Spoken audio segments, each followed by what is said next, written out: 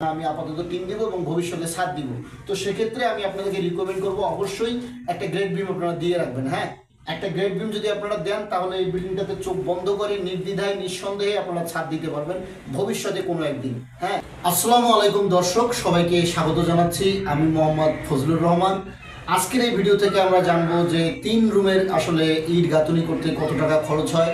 যারা আসলে আপনারা প্রতিনিয়ত আমার ভিডিওতে কমেন্ট করেন, জানতে চান যে ভাই 3 রুমের বাড়ি করতে আসলে কতগুলো ইট লাগে, বালু লাগে, সিমেন্ট লাগে এবং মিস্ত্রি খরচ সহ, তাই আজকের এই ভিডিওটি তৈরি করছি আপনাদের জন্য। অবশ্যই ভিডিওটি শুরু থেকে শেষ পর্যন্ত দেখবেন এবং ভালো লাগলে একটা লাইক দেবেন এবং বন্ধুদের মাঝে শেয়ার করে দিবেন। আর ঘর গল্প নির্মাণ ভিডিও থেকে নিয়মিত ভিডিও পাওয়ার জন্য চ্যানেলটি সাবস্ক্রাইব করার অনুরোধ করছি।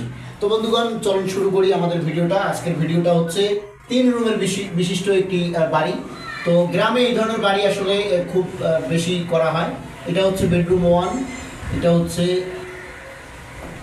বেড 2, আর এটা হচ্ছে বেড 3।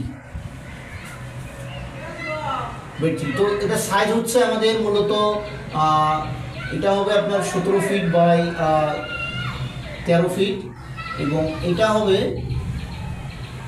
13 ফিট বাই 14 ফিট, আর এটা হবে 13 ফিট বাই 13 ফিট। মোটামুটি স্ট্যান্ডার্ড মাপের একটা রুমগুলো হবে, মোটামুটি বড় সাইজের রুম হবে স্ট্যান্ডার্ড মাপের। কেননা গ্রাম অঞ্চলে আসলে খুব ছোট রুম চলে না, সেখানে একটু মোটামুটি বড় সড়ো রুম লাগে, কারণ সেখানে তো জায়গার কোনো অভাব নেই গ্রাম অঞ্চলে। তো আপনারা চাইলে একটু ছোটও করতে পারবেন, আবার চাইলে আর একটু বড়ও করতে পারবেন। তবে আমি মোটামুটি একটা মিডিয়াম সাইজের আপনাদেরকে দিচ্ছি। তো চলুন এখন আমি এই বিল্ডিংয়ের ইট কতগুলো লাগবে সেটা আমি আপনাদেরকে সর্বপ্রথম দেখাচ্ছি।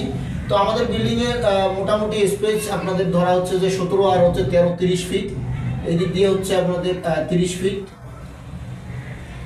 আর এখান থেকে এখানে হচ্ছে 13 ফিট, 13 ফিট 26 ফিট। হ্যাঁ, এটা হচ্ছে আমাদের 26 ফিট। এদিক দিয়ে লং হচ্ছে 30 এবং এদিক দিয়ে হচ্ছে 26, এবং এটা একটা হচ্ছে এল প্যাটার্নের বাড়ি। এল প্যাটার্ন আপনারা দেখতেই পাচ্ছেন। তো এই বাড়িটা আসলে মূলত গাঁথুনি হবে 10 ফিট উচ্চতা। হ্যাঁ, গাঁথুনির হাইট হবে 10 ফিট, একদম ফ্লোর থেকে আপনার ফ্লোর লেভেল থেকে একদম গাঁথুনির টপ পর্যন্ত 10 ফিট হাইট হবে। আরেকটা কথা বলে রাখি, ভিডিওটা স্কিপ করবেন না, আমি অনেক গুরুত্বপূর্ণ তথ্য আপনাদের সাথে শেয়ার করব, তাই অবশ্যই ভিডিওটি দেখবেন। এখন এই 10 ফিট আমাদের হাইট হবে এবং ফ্লোরের নিচে যে গাঁথুনিটা, সেখানে আপনি এই বিল্ডিংটাতে যদি আপনি ছাদ দিতে চান সেক্ষেত্রে অবশ্যই একটা গ্রেড বিম দিতে হবে। আর যদি ছাদ না দেন তাহলে গ্রেড বিম ছাড়াই আপনি করতে পারবেন। আর আরেকটা বিষয় হচ্ছে যে এই বিল্ডিংটাতে সিমেন্ট কত লাগবে। তো সিমেন্ট আমাদের এখানে মোটামুটি এখানে আমি দেখাচ্ছি, সিমেন্ট লাগবে আমাদের 55 থেকে 60 ব্যাগ। হ্যাঁ, 55 থেকে 60 ব্যাগ আপনাদের সিমেন্ট লাগবে। সিমেন্ট লাগবে 55 থেকে 60 ব্যাগ। এখানে স্যান্ড কত লাগবে, অর্থাৎ বালু কতগুলো লাগবে। বালু এখানে মোটামুটি গাঁথুনি যদি কমপ্লিট করতে চান তাহলে মোটামুটি 400 স্কোয়ার ফিট বালু লাগবে। তো বালু লাগবে আমাদের 400 স্কোয়ার ফিট।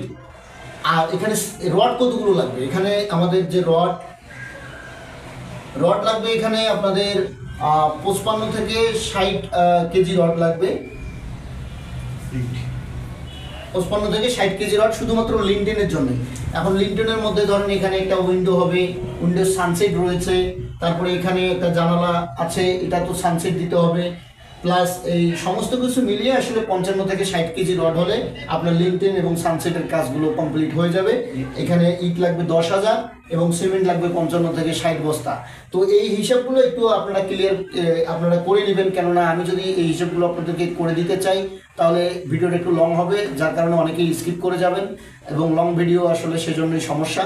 তাই আপনারা একটু ক্যালকুলেশন করে নেবেন। এখন সিমেন্টের বাজার চলছে আপনার 520 থেকে 550 টাকা, আপনার রড হচ্ছে 90 টাকা, 90 টাকা, 88 টাকা, আর হচ্ছে ইট হচ্ছে 10 থেকে 11,000, কিংবা জায়গা ভেদে বা অঞ্চল ভেদে আসলে এটাই আরেকটু কম বেশি হতে পারে।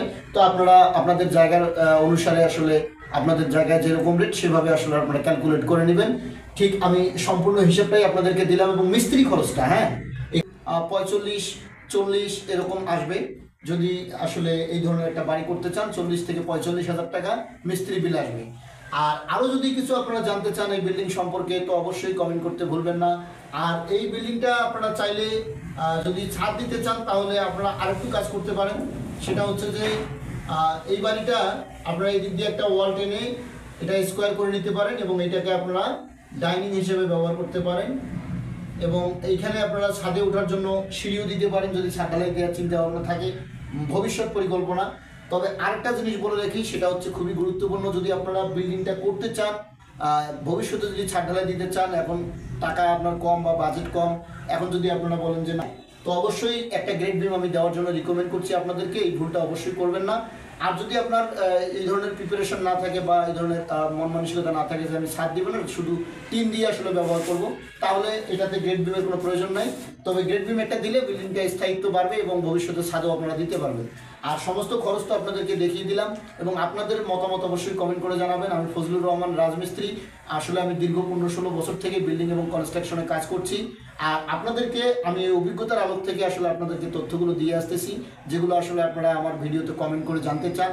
অসংখ্য মানুষ আসলে, অসংখ্য অডিয়েন্স আমার, তারা এই জিনিসটা জানতে চেয়েছে যে 3 রুমের বাড়ি করতে আসলে কত টাকা প্রয়োজন হয়। তাই আপনাদেরকে আসলে এই ভিডিওটা তৈরি করলাম আপনাদের উদ্দেশ্যে। ভিডিওটি কেমন লাগলো অবশ্যই কমেন্ট করে জানাবেন, বন্ধুদের মাঝে শেয়ার করে দিবেন এবং প্রতিনিয়ত আমার এই চ্যানেল থেকে ভিডিও পাওয়ার জন্য অবশ্যই ঘর গল্প নির্মাণ বিডি চ্যানেলটি সাবস্ক্রাইব করতে ভুলবেন না। তো ভালো থাকবেন, ধন্যবাদ, আসসালামু আলাইকুম।